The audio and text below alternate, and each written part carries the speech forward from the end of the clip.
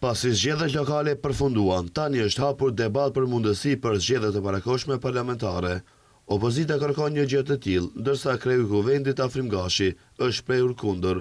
Ai gjatë brifingut me gazetarët tha se ai është pro zgjedhjeve të rregullta. Gashi është gjithashtu kundër edhe qeverisë teknike 100 ditë para zgjedhjeve.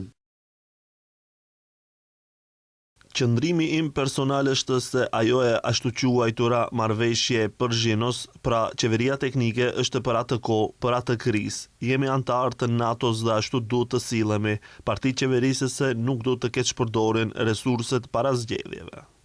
Ndërkaq, Kuvendi në seancën e 80 të sotme e verifikoi mandatin e deputetit të ri Zeqiria Tahiri nga Vlen, i cili zëvendëson Bekim Sali, pasi i njëjti u emërua për zëvendëskryeministër të parë dhe ministër për çështje europiane.